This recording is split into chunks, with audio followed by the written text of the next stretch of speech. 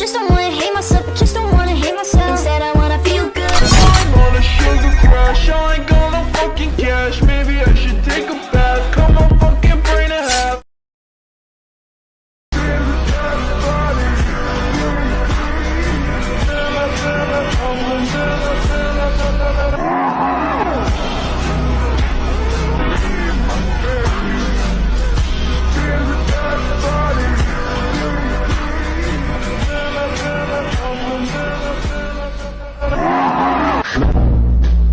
I think you look like a sexy motorcycle.